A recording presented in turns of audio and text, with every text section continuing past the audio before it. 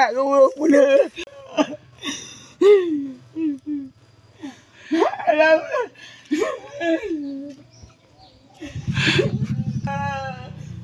Tahu saya. Wala. Umitan dia wala baju-baju kan. Perjalanan memang minta saya kek lang awak umong dia kan. Dengan mana saksi di tadi bapa haji naik kalau. Tu salam go iban dia. Nyo kami yang 7 juta nya 5 kali 5 dah nak lebih waktu kan ayo dah go. Mak ayo baik. Sama ibu di rumah ya, Pak? Oh, sama ibu. Iya. Karena kerbaunya mati. Ya. Pak Wakil video bapak lagi di mana lagi bang? Lagi di kebun, lagi kerja apa? Nyari video kegiatan bapak sehari-hari nanti biar aku yang edit sendiri bang. Apa tinggal kirim video aja kan? Apa biar nggak pecah nanti mau apa?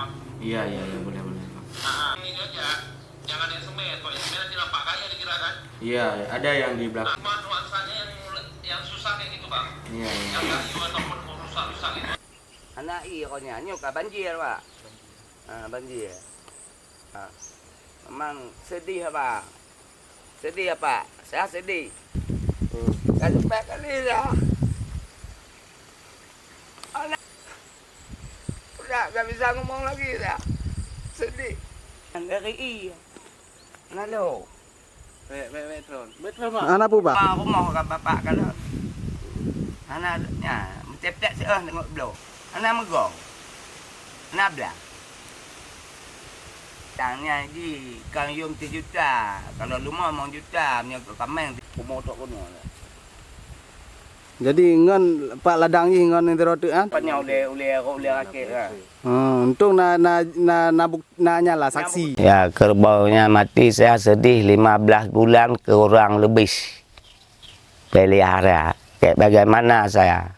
Itu korbannya punya orang. Matinya nggak tahu kenapa. Nggak tahu, Pak. Kena apa mati, kena apa nggak tahu saya. Cuma kalau udah mati, cuma satu aja tuh kerbaunya. Itulah, Pak. Sedih itu saya, Pak. 15 bulan kurang lebih. Capek saya kerja. Satu hari 500 rupiah nggak dapat uang tuh pelihara kerbau. Nggak bisa lewat ke sana, nggak bisa lewat ke sana. Main-main saya nggak bisa.